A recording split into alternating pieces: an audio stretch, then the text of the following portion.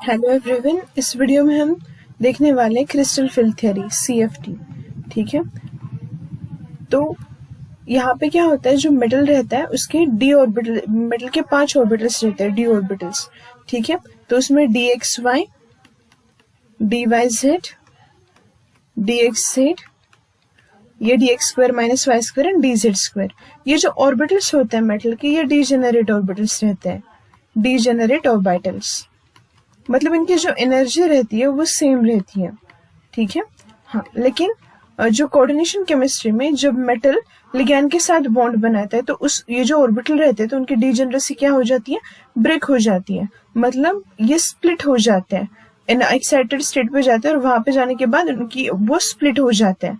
तो उसका स्प्लिटिंग किस तरीके से होता है वो अब हम यहाँ पे देखेंगे। अब स्प्लिटिंग क्यों होता है, देखो ये डी ऑर्बिटल्स है मेटल के, इसमें कुछ ना कुछ इलेक्ट्रॉन्स रहेंगे। ठीक है, और आपका जो लिगैंड है, फॉर एग्जांपल Cn- है या फिर F- है या फिर NH3 है, जो भी आपका लिगैंड है वो लिगैंड इलेक्ट्रॉन लेकर मेटल के पास आएगा डोनेट करने के लिए। तो इस लिगैंड के इलेक्ट्रॉन और मेटल के इलेक्ट्रॉन बीच में क्या होता है, रिपल्शन, और इस रिपल्शन की वजह से क्या होता है, ये डीजेनरेसी क्या हो जाती है, ब्रेक हो जाती है। ठीक है, हाँ, तो यहाँ पे क्या करना पड़ता है, फिर यहाँ पे हम क्या करते हैं कि जब लिगैंड अप्रोच करता है तो उसका जो अप्रोच है उसके बेसिस पे इसकी स्प्लिटिंग होती है। मतलब जो कॉम्प्लेक्सेस बनते हैं ऑक्टाहेड्रल एंड टेट्राहेड्रल, वो यहाँ पे हम देखेंगे। ठीक है, तो किस तरीके से ऑक्टाहेड्रल में स्प्लिटिंग होती है और टेट्राहेड्रल में। तो यहाँ पे देखो ये ऑर्बिटल है, जो पहले हम डीजेनरेट ऑर्बिटल दिखाएंगे। ठीक है, dxy, dyz, dxz, dx square minus y square and dz square, ये सारे ऑर्बिटल डीजेनरेट ऑर्बिटल्स हैं, डीजेनरेट ऑर्बिटल्स हैं। अब होता क्या है, जब लिगैंड अप्रोच करता है, अब पहले हम ऑक्टाहेड्रल कॉम्प्लेक्सेस के लिए देखते हैं, ऑक्टाहेड्रल के लिए। ठीक है, जब लिगैंड अप्रोच करता है तो क्या हो जाता है, यहाँ पे डीजेनरेसी ब्रेक हो जाती है और एनर्जी इंक्रीज हो जाती है, और यहाँ पे जो ऑर्बिटल बनते हैं वो नॉन डीजेनरेट ऑर्बिटल है, नॉन डीजेनरेट ऑर्बिटल्स। मतलब अब इनकी एनर्जी क्या है, सेम नहीं है, और फिर ये स्प्लिट हो जाता है। ठीक है, कुछ इस तरीके से स्प्लिट हो जाएंगे। हाँ, अब देखो ये 5 थे, इनमें से 3 नीचे क्यों आए और 2 ऊपर क्यों गए, ये भी देखना जरूरी है। तो देखो dxy, dyz एंड dxz, इनके जो ऑर्बिटल्स थे वो इन बिटवीन एक्सिस थे, लेकिन dx square minus y square and dz square के जो ऑर्बिटल्स थे वो अलोंग द एक्सिस थे। ठीक है, और ऑक्टाहेड्रल कॉम्प्लेक्सेस में जो लिगैंड अप्रोच करता है, जो भी आपका लिगैंड अप्रोच करेगा वो कहाँ से करता है, along the axis. Ligand approaches along the axis.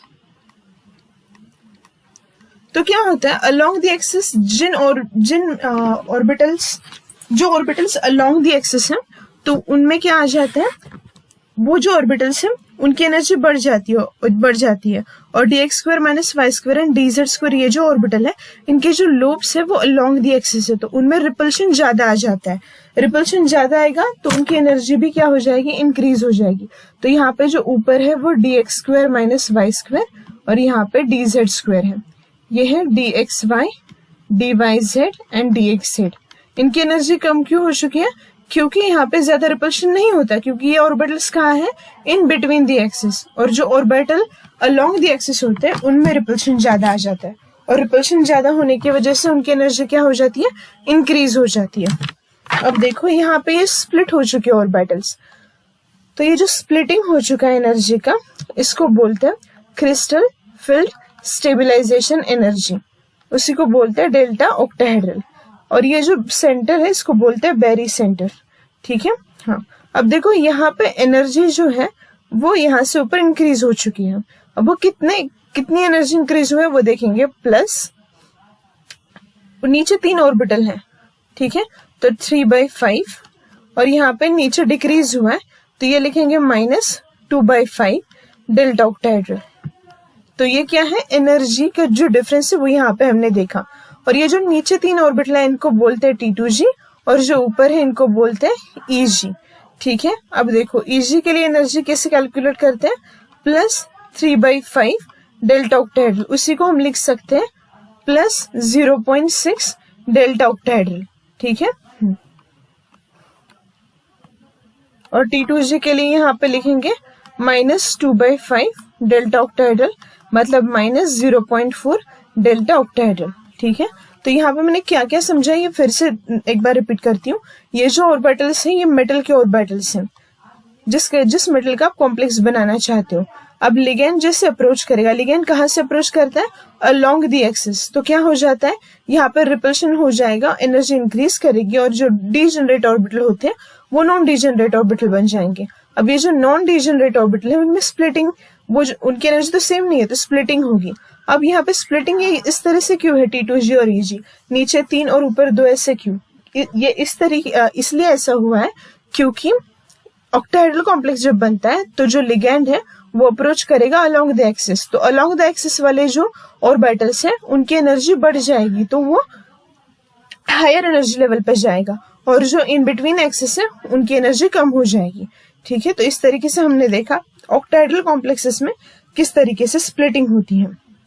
अब आगे देखते हैं कि जो टेट्राहेड्रल कॉम्प्लेक्सेस होते हैं उनमें किस तरीके से स्प्लिटिंग होती है।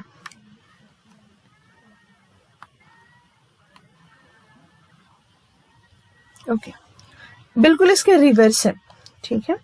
हाँ, तो टेट्राहेड्रल कॉम्प्लेक्सेस के लिए देखते हैं हम। हाँ, अब देखो टेट्राहेड्रल कॉम्प्लेक्स जो बनाते हैं हम, वहां पे भी मेटल रहेगा, उसके पास भी 5 d ऑर्बिटल्स रहेंगे, dx² - y, एक मिनट पहले dxy ले देना, dxy, dyz, dxz, dx² - y² and dz²। ये जो ऑर्बिटल्स हैं ये ऑर्बिटल्स क्या हैं? डीजेनरेट ऑर्बिटल्स हैं। कौन से ऑर्बिटल हैं ये? डीजेनरेट ऑर्बिटल्स हैं। हाँ, अब हम कौन सा कॉम्प्लेक्स बनाना चाहते हैं? टेट्राहेड्रल। तो टेट्राहेड्रल में एक बात जानना बहुत जरूरी है कि जो आपका लिगेंड है वो अप्रोच कहाँ से करेगा? In between the axis. Ligand approaches in between the axis.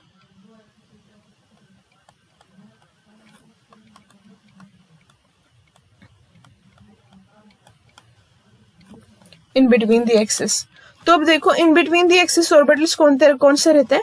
dxy, dyz, dxz, ठीक है। तो सबसे पहले क्या हो जाएगा, यहाँ पे डीजेनरेसी ब्रेक हो जाएगी, ठीक। तो यहाँ पे ये ऑर्बिटल कन्वर्ट हुए नॉन डीजेनरेट ऑर्बिटल में, नॉन डीजेनरेट ऑर्बिटल्स में। अब यहाँ पे जो स्प्लिटिंग होगा वो अलग होगा ऑक्टाहेड्रल से। ऊपर जाएंगे 3 ऑर्बिटल्स और नीचे जाएंगे 2 ऑर्बिटल्स। ऐसा क्यों हुआ? देखो लिगेंड कहाँ से आ रहा है? In between axis. तो इन बिटवीन एक्सिस किसके ऑर्बिटल्स हैं? ये 3 ऑर्बिटल्स हैं। तो ये 3 ऑर्बिटल्स में रिपल्शन ज्यादा आएगा तो उनकी एनर्जी क्या हो जाएगी? इंक्रीज हो जाएगी। तो dxy, dyz एंड dxz ऊपर जाएंगे और नीचे dx² - y² एंड dz², ठीक। हाँ, अब यहाँ पे जो ऊपर है उसको हम बोलते हैं T2 और नीचे जो है उसको E बोलेंगे। अब आप बोलोगे कि यहाँ पे G क्यों नहीं लिखा आपने, ठीक है। तो यहाँ पे हम G नहीं लिखते टेट्राहेड्रल के लिए, ठीक है। तो क्यों नहीं लिखते उसका रीजन भी मैं बता दूंगी आपको।